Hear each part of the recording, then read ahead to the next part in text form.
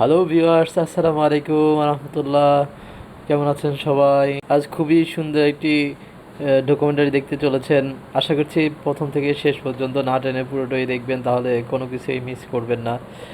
আমরা আছি সংসদ ভবনের ভিতরে।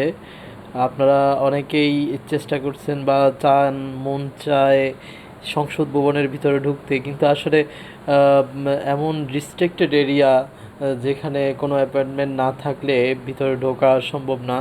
আজকে আপনাদের সাথে শেয়ার করব কিভাবে ভিতরে ঢুকেছি এবং কিভাবে পুরো সংসদ ভবনটা ঘুরে দেখেছি।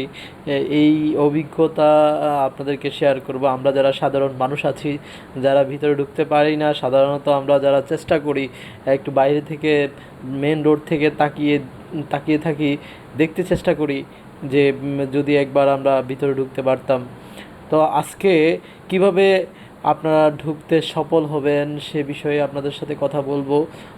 পাশাপাশি পুরো ভিউটা আপনাদেরকে ঘুরে ঘুরে দেখানোর চেষ্টা করব। অনেক রিস্ট্রিক্টেড এরিয়া, যেখানে অনেক জায়গাতে ছবি তোলা যায় না, কিছু কিছু জায়গাতে ছবি তোলা যায়, কিছু জায়গাতে ছবি তোলা যায় না, এবং সবসময় ছবি তোলার ক্ষেত্রে বাধাগ্রস্ত হয়। এখানে নিরাপত্তাজনিত কারণ থাকে, যেহেতু দেশের সর্বোচ্চ নিরাপত্তাজনিত স্থান, যেখানে প্রধানমন্ত্রী থেকে শুরু করে আমাদের নীতি নির্ধারক যারা আছেন, এমপি, মন্ত্রী, মিনিস্টার যারা আছেন, ওনারাই শুধুমাত্র এখানে অ্যালাউড।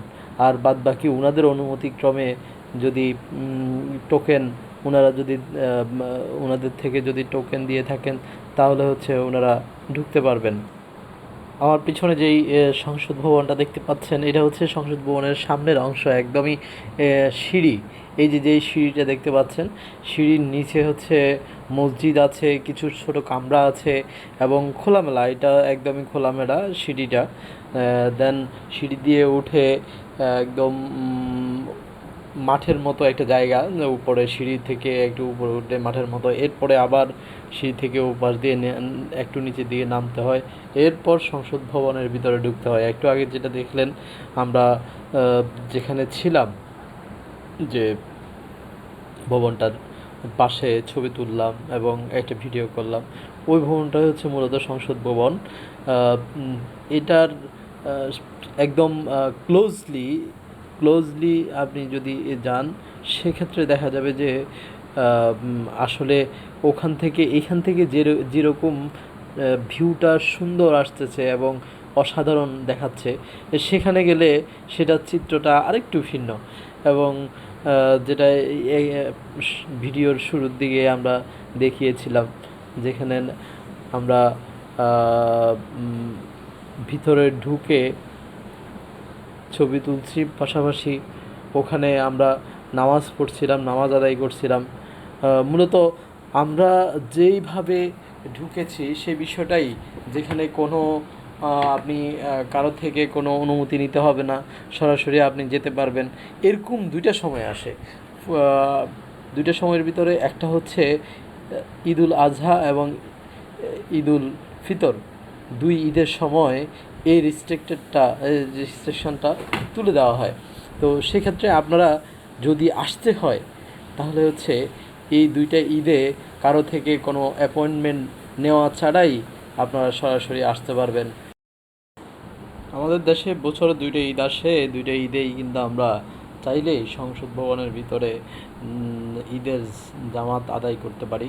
সেক্ষেত্রে আপনারা একটু আগে থেকেই চেক করবেন যে কখন নামাজের সময়সূচিটা আপনি গুগলে সার্চ দিলে পাবেন। সাধারণত ঈদুল ফিতরের জামাত 8:30 থেকে 9টার মধ্যে হয়, আর ঈদুল আজহার জামাত 8টা থেকে 8:30টার মধ্যে হয়ে থাকে। তো এটা সাধারণ শিডিউল যদিও। সেক্ষেত্রে আপনারা যেটা করবেন সেটা হচ্ছে আগে থেকে শিডিউলটা একটু জেনে আসবেন, যাতে করে নামাজটা মিস না হয়ে যায়।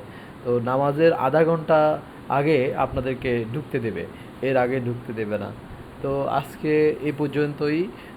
আমাদের সংসদ ভবন, আমাদের নীতি নির্ধারকেরা যেখান থেকে নীতি নির্ধারণ করে, এটা হচ্ছে সংসদ ভবনের সামনের যেই অনেক বড় একটা মাঠ, যেখানে ফুলের বাগান করা আছে।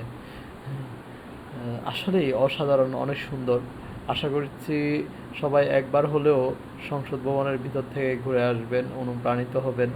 আপনাদের জন্য শুভকামনা। আসসালামু আলাইকুম।